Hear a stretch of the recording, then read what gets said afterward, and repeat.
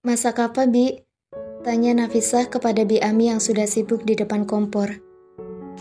Ini non masak ayam kecap, udang asam manis sama sayur capcay. Jawab Bi Ami dan Nafisah menganggukkan kepalanya.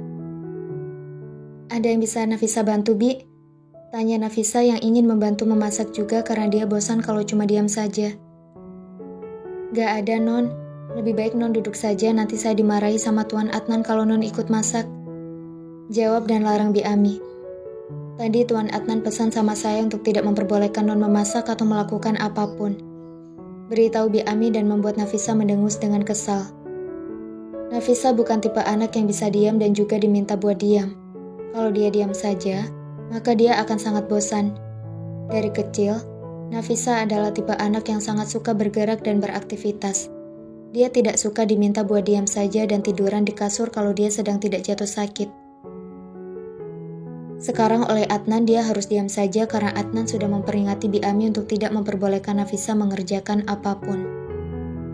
Tapi bukan Nafisah namanya kalau tidak melanggar larangan suaminya itu. Nafisah tidak suka diminta diam saja seperti orang yang sedang sakit keras. Padahal dia hanya sedang hamil dan bisa melakukan pekerjaan yang ringan.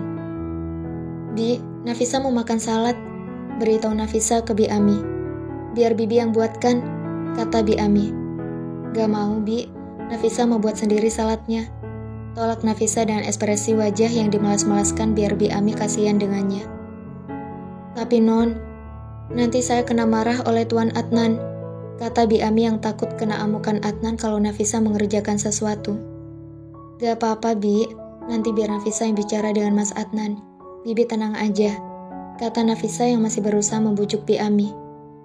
Nafisah mau makan salad buatan Nafisah sendiri, Bi. Beritahu Nafisah dengan mata yang berkaca-kaca. Bi Ami menatap Nafisah dengan kasihan karena sekarang Nafisah sedang hamil. Dan itu pasti keinginan janin yang ada di perut Nafisah. Akhirnya Bibi menganggukkan kepala kecil daripada Nafisah menangis karena tidak dituruti keinginannya. Semoga saja Adnan tidak ngamuk saat pulang nanti dan tahu kalau Nafisah melakukan pekerjaan di dapur. Padahal cuma buat salad doang gak akan terasa capek. Nafisah mengambil baskom dan membuka kulkas. Dia akan buat salad buah karena dia tidak mau makan salad sayur sekarang. Nafisah ingin rasa asam-asam dari yogurt yang dicampurkan ke salad buah. Nafisah menggunakan buah yang ada di dalam kulkas, seperti kiwi, apel, melon, pir, anggur, dan stroberi. Sebenarnya masih ada buah yang tertinggal seperti apukat dan juga buah mangga. Tapi karena tidak ada, ya sudah nggak perlu juga. Nafisah mencuci buah-buahannya terlebih dahulu, dan setelah itu mulai membuat salad buah dengan resep yang sering dia buat. Pokoknya resepnya sangat gampang dan simpel. Tidak lupa Nafisah menambahkan parutan keju di atas salad miliknya. Nafisah membuat lumayan banyak salad dan nanti dia simpan ke dalam kulkas, jadi kalau mau makan tinggal ambil saja. Akhirnya jadi juga, kata Nafisah setelah salad buahnya selesai dia buat dan membuat dia menelan air liurnya sendiri saat melihat salad buah buatannya. Non, Bibi tinggal sebentar ya. Bibi mau petik cabai di taman belakang, kata Bi Ami yang sudah selesai masak dan ingin buat sambal buat dirinya. Nafisah hanya menganggukkan kepalanya dan setelah itu pergi mengambil mangkok kecil dan juga sendok. Tidak lama, mata Nafisah bertemu dengan mata Lestari yang sedang berjalan menuju Nafisah. Gue denger dari Bi Ami, lo hamil ya? Tanya Lestari yang berdiri di depan Nafisah dengan meja bar sebagai batas di tengah-tengah mereka. Alhamdulillah, Mbak. Allah memberikan rezeki buat Nafisah hamil. Jawab Nafisah dengan tatapan mata mengarah ke Lestari dengan lembut. Selamat ya atas kehamilan lo. Semoga Mas Adnan tambah sayang sama lo dan tambah benci sama gue, kata Lestari yang membuat Nafisah bingung. Maksud Mbak apa? Mas Adnan sayang dan cinta sama Mbak, jadi Mbak gak boleh ngomong kayak gitu, kata Nafisah dengan lembut. Lo terlalu polos buat mengerti semuanya. Sudahlah, gue mau pergi dulu dan nanti bilangin sama Mas Adnan kalau gue akan pulang malam atau subuh, kata Lestari yang langsung melangkah kakinya meninggalkan dapur dan membuat Nafisah kebingungan dengan maksud Lestari kalau dirinya terlalu polos buat mengerti. Emangnya aku sepolos apa? Tanya Nafisah pada dirinya sendiri dan setelah itu, Nafisah menggelengkan kepalanya untuk menghilangkan pertanyaan itu. Biarkan saja waktu yang akan menjawab semuanya. Nafisa tidak mau terlalu ambil pusing dengan memikirkan semuanya. Kenapa Non geleng-geleng kepala kayak gitu? Tanya Bi Ami yang kembali dari taman belakang. Gak apa-apa Bi, tadi cuma ada nyamuk saja. Jawab Nafisa berbohong karena dia tidak mungkin memberitahu Bi Ami. Nafisa mengisi mangkok kecilnya dengan salad yang belum dingin karena Nafisa mau yang fresh. Bibi mau salad nggak? Tanya Nafisa kepada Bi Ami. Nggak Non, saya nggak doyan makanan orang kota. Apalagi yang minuman warna putih itu, rasanya asam. Jawab Bi Ami yang menolak tawaran Nafisa karena tidak suka dengan yogurt. Akhirnya Nafisa memindahkan salad buahnya ke dalam toples bening dan memasukkannya ke dalam kulkas biar awet dan bisa dimakan lagi. Sayang, kamu ngapain di dapur? Tanya Adnan yang ternyata sudah pulang kerja dan melihat Nafisa sedang memasukkan salad buah buatannya ke dalam kulkas. Bibi, saya sudah bilang sama Bibi jangan izinkan Nafisa di dapur, kata Adnan kepada Bi Ami dan membuat Bi Ami menundukkan kepalanya. Apaan sih Mas kok marah-marah gitu? Aku yang maksa Bi Ami buat ngizinin aku.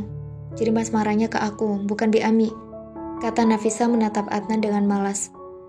Bibi lanjut saja masaknya, jangan pedulikan Mas Adnan, perintah Nafisa kepada Bi Ami dan Bi Ami hanya menganggukkan kepalanya.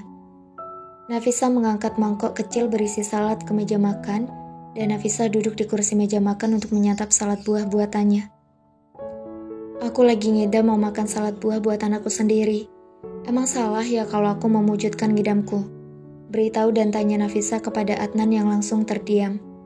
Adnan meletakkan tas kerja di atas meja, dan setelah itu duduk di kursi samping Nafisa dengan menarik kursinya biar bisa lebih dekat dengan Nafisa.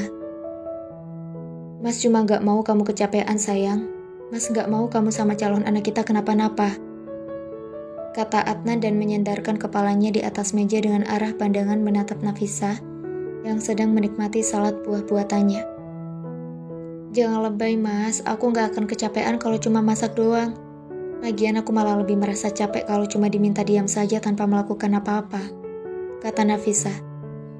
Aku dari dulu terbiasa beraktivitas dan rasanya sangat aneh kalau aku diminta buat diam saja tanpa melakukan apa-apa, sambung Nafisa dengan wajah yang cemberut. Sayang, ini kan pengalaman pertama aku, jadi aku ingin kamu sama calon anak kita baik-baik saja. Maaf kalau yang aku lakukan malah menekan kamu, kata Adnan dan mengusap pipi Nafisa dengan lembut. Nafisa menatap mata Adnan dengan dalam dan memberikan senyuman lebarnya. Nafisa mengerti kalau janin yang sedang Nafisa kandung sudah sangat lama Adnan inginkan. Maka dari itu, dia ingin melakukan yang terbaik buat Nafisa dan janin yang ada di dalam perut Nafisa. Nafisa dan calon anak kita akan baik-baik saja. Mas tidak perlu khawatir. Nafisa akan menjaga calon anak kita dengan sangat baik. Bahkan kalau perlu, nyawa Nafisa sebagai taruhannya, kata Nafisa dan mengusap rambut Adnan. Senyum di bibir Adnan terbit dan membuat Nafisa juga ikut tersenyum bahagia. Mas, kenapa jam sekarang sudah pulang? Tanya Nafisa dengan lembut dan melanjutkan memakan salad buah miliknya. Mas kangen sama kamu dan calon anak kita, jawab Adnan yang terdengar seperti gombalan di telinga Nafisa. Tangan Adnan mengarah ke perut Nafisa dan mengusap perut Nafisa dengan lembut. Nafisa hanya diam saja dan membiarkan suaminya melakukan apa yang dia suka. Mas mau?